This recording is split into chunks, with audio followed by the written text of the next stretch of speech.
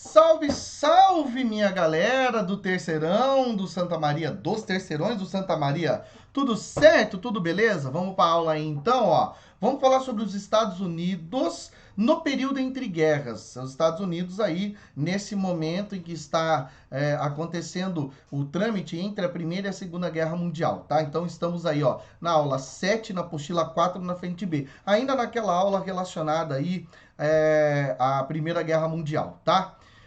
A gente entende, claro, esse momento como uma década de prosperidade para os Estados Unidos. Mas prosperidade em que sentido?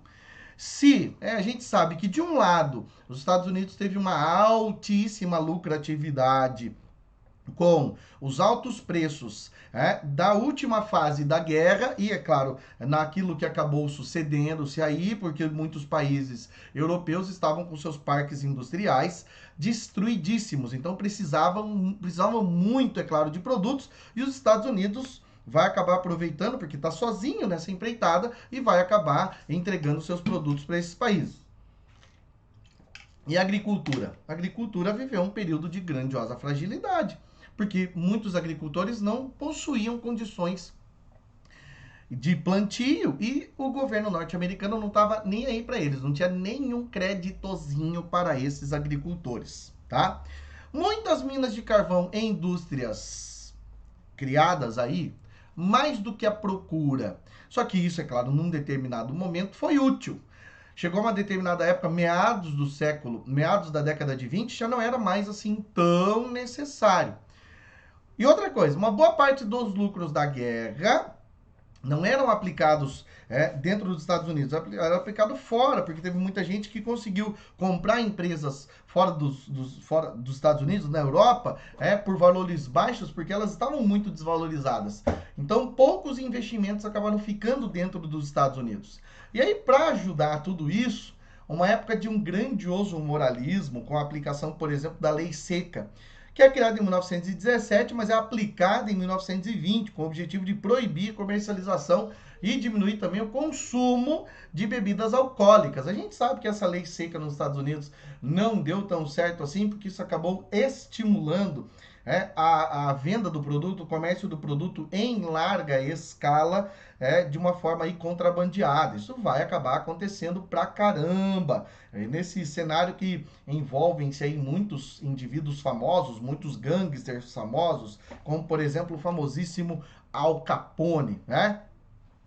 E aí, para piorar ainda mais, xenofobia e racismo. O racismo por conta da Ku Klux Klan, ou KKK, que era uma organização que surgiu no século XIX, na verdade, depois da guerra da separação, a guerra de secessão, surgiu com o objetivo de ainda manter essa ideia imbecil de uma raça pura. Inclusive, esse movimento forçou muitas escolas e, é claro, fez com que o governo norte-americano tentasse interpretar e, é claro, acabasse com o ensino de teorias darwinistas que falariam sobre o desenvolvimento de etnias. Que a ideia não precisava ensinar, era só falar que a etnia branca caucasiana era desenvolvida. Pelo menos era esse o objetivo do grupo Ku Klux Klan e outros grupos aí, principalmente no sul dos Estados Unidos, tá?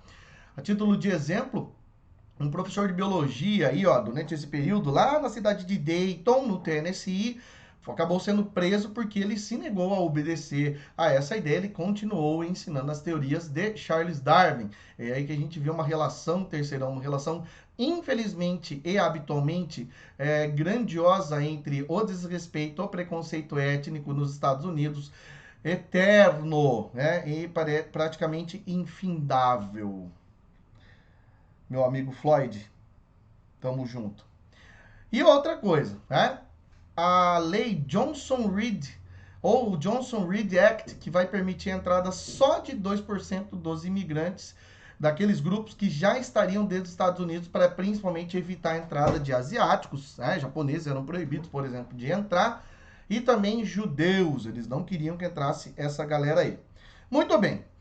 Aí o cenário de prosperidade, os antecedentes que levam aí à crise de 1929, tá? Então, vamos entender aqui, ó, vamos entender uma necessidade aqui, ó.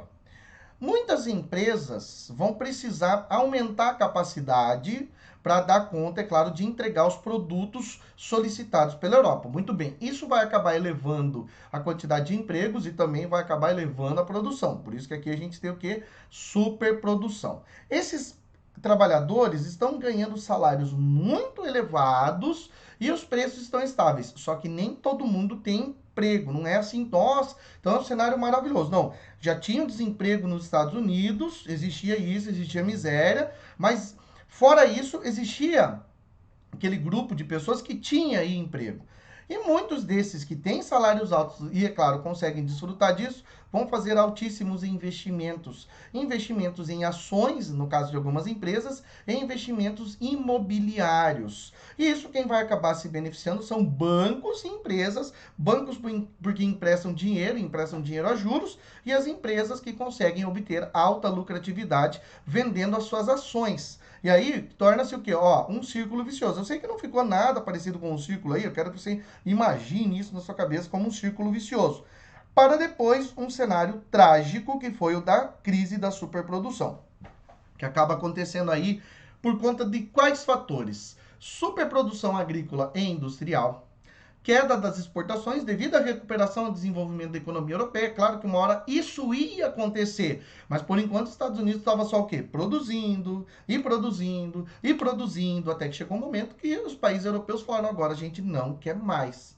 Saturação do comércio interno. Então, internamente, o comércio norte-americano já estava saturado, o consumo já estava saturado. Então, vamos fazer o quê? Não sei. Tentar vender para fora. Não, os países de fora não querem. A grandiosa especulação financeira, a baixa capacidade aquisitiva das massas, que começou a prejudicar-se aí, não somente lá em 1929, antes muitas empresas que já não estavam vendendo tanto mais assim, já começaram a diminuir a sua produção e, consequentemente, começaram a diminuir aí também a quantidade de empregados. Consequência, declínio da taxa de lucro do capitalista que reduziu o investimento e dispensou a mão de obra. E aí a gente chega lá na famosa Quinta-feira Negra, o dia 24 de outubro de 1929. Por que aconteceu essa Quinta-feira Negra? Foi o dia que todo mundo queria vender as ações. E aí não tinha ninguém suficiente ali para comprar, na verdade não tinha gente suficiente para comprar. E aí, bastante gente desesperada, foram 4 anos de desespero. É interessante você lembrar também que muitas empresas muitos países diretamente ligados aí aos Estados Unidos acabaram prejudicando-se consideravelmente porque dependiam muito dos Estados Unidos. Agora, a culpa é de quem? A culpa é da mão invisível do Adam Smith? A culpa é do liberalismo? Quem será que é o culpado? Bom, não adianta ficar tentando achar o culpado. Você pode até saber, claro, e criticar o liberalismo. Mas o importante é lembrar o que os Estados Unidos fez para sair da crise. Lá em 1933, eleito então presidente dos Estados Unidos, Franklin Delano Roosevelt passou a estabelecer, dentro de um novo modelo econômico, o welfare state, o estado de bem-estar social, o famoso New Deal, uma nova base, um novo acordo. E agora como é que vai ser isso tudo novo? Agora vamos partir para o seguinte, ó. A partir do momento que foi estabelecido então o National Industrial Recovery Act, ou Lei de Recuperação Industrial, os Estados Unidos passam a investir pesadamente nesse aspecto aí. Mas como? Não, vamos resgatar muitas empresas. Visando principalmente o quê? A partir do National Recovery Administration, criaram-se muitos empregos, principalmente, é claro, em várias obras públicas, como, por exemplo, construção de escolas, de hospitais, de universidades, de creches, para absorver a galera e tentar, pelo menos, dar dinheiro para o trabalhador. Dar dinheiro no sentido de que, não, tem o salário, está produzindo o teu salário, esse cara vai acabar consumindo.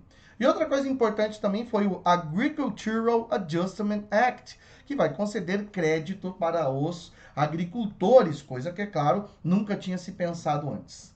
Aí vem a pergunta do desafio de hoje, terceirão.